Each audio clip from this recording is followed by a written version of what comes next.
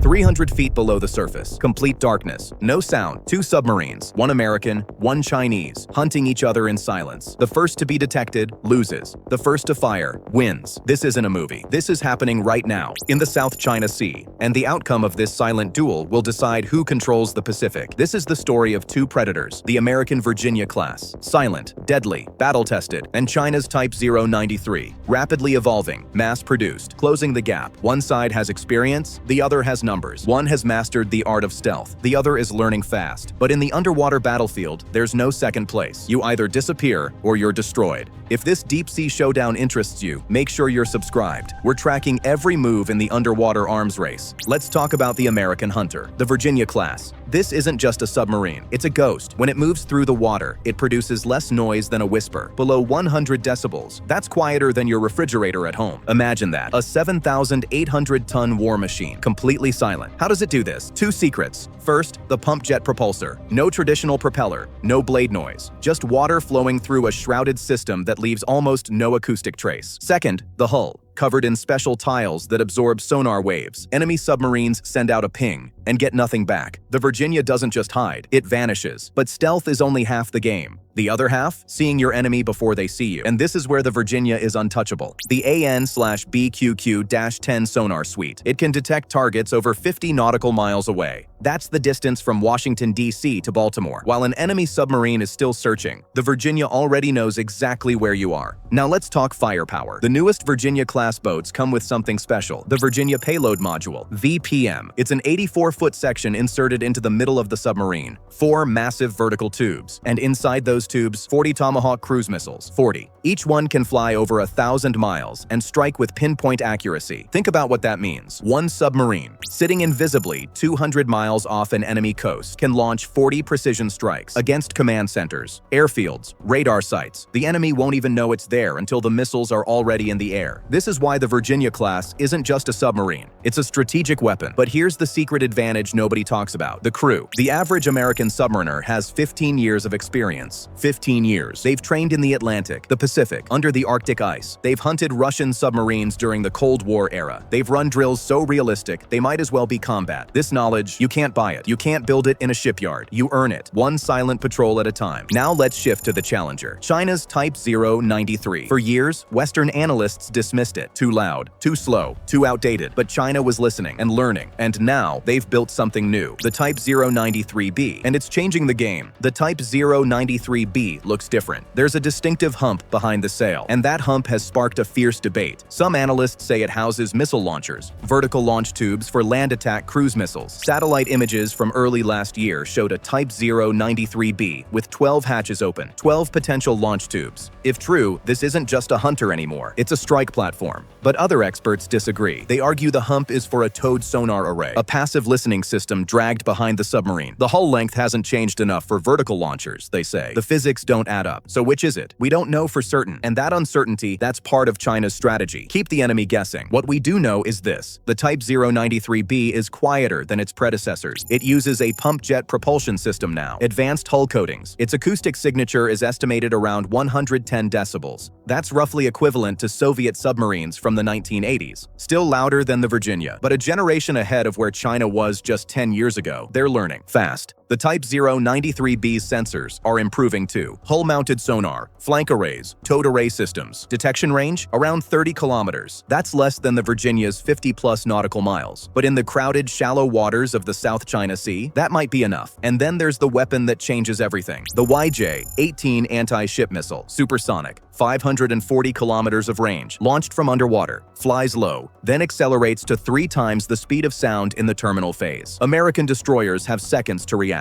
Seconds. This is China's answer to American carrier strike groups. The Type 093B's mission is clear: anti-access, area denial, a 2/AD. In a Taiwan crisis, these submarines would target American bases in Japan, Okinawa, Yokosuka. They'd hunt American carriers in the Philippine Sea, force the U.S. Navy to stay back, delay the response, buy time for an invasion. That's the strategy. But here's where it gets interesting. The South China Sea isn't deep blue ocean. It's shallow, cluttered, full of fishing boats, merchant traffic, and acoustic noise. In these conditions, China has another advantage: diesel-electric submarines, the Yuan class. When running on battery power, they're almost completely silent, quieter than even the Virginia class, and in shallow water, they're nearly invisible. Geography matters. The Virginia class is built for the open ocean, deep dives, long patrols, global reach. But the South China Sea is China's home court, shallow shelves, narrow choke points, and China is flooding the zone with submarines. 66 boats right now, 76 projected by 2030. The numbers game. And here's the shocking part: China's shipbuilding capacity is 230 times greater than America's. 230 times. They can build submarines faster than the US can maintain the ones it already has. While America struggles to produce 1 to 2 Virginia-class boats per year, China is ramping up production on an industrial scale. This is the new arms race, and it's being fought in shipyards. So here's the ultimate question: who wins? If a Virginia-class and a Type 093B meet in the depths of the South China Sea, who comes out alive? The answer isn't simple. The Virginia is quieter, it sees farther, its crew has a decade and a half of experience that China simply cannot replicate. In a one-on-one engagement, the Virginia-class has the edge, every time. But this isn't about one submarine, it's about 76. China doesn't need to win individual battles. They need to control the battle space, flood the zone with numbers, force the US Navy to spread thin, defend too many places at once. And while America's submarine fleet is tied up maintaining a global presence, China focuses everything on one theater: the Western Pacific. Quality versus quantity, experience versus production. This is the deep sea duel. And there's one more factor: the Ohio class, America's secret ace. 4 massive submarines converted to carry over 150 Tomahawk missiles each. But they're old, and by 2030, they'll all be retired. The Virginia class, with its 40 Tomahawks, helps fill that gap, but it doesn't replace it. When the Ohios retire, America loses a massive amount of strike power. And China knows it. So what's America doing about it? A UK-US, the alliance with Australia and the United Kingdom. America is selling 3 Virginia-class submarines to Australia, maybe 5, creating an interoperable undersea network across the Pacific. More allied submarines, more sensors, more coverage. But here's the problem: America can barely build enough submarines for itself, and now it's promising boats to allies. The production bottleneck is real, and it's getting tighter. The future? China is already designing the Type 095, next generation, potentially as quiet as the Virginia, and they'll build them in numbers America can't match. Meanwhile, the US is working on the SSNX, the successor to the Virginia class, but it won't arrive until the 2030s at the earliest. The race is on, and the gap is closing. But here's what the numbers don't show: the human factor. American submariners don't just operate machines. They think like hunters. They've inherited decades of Cold War tradecraft. Silent running, evasion tactics, acoustic deception. They know how to disappear in waters where the enemy has every advantage. And they've done it before. In the Barents Sea, the Sea of Okhotsk, they've tracked Soviet boomers within torpedo range and never been detected. That knowledge, that instinct, China is still learning. So who wins the deep sea duel? Right now, today, the Virginia class is the apex predator, quieter, smarter, more lethal. But tomorrow, China is betting on quantity, on saturation, on turning the South China Sea into a fortress that even the US Navy can't penetrate. They're building a wall of submarines, and behind that wall, they're planning moves America has to counter. This is the silent war. No headlines, no breaking news alerts, just submarines moving through the dark, hunting, waiting, and the side that masters the depths controls the future of the Pacific. America still holds the edge, but it's not unbeatable, and the race isn't over. It's just beginning, because under the waves, there are no second chances. You're either the predator or you're the prey.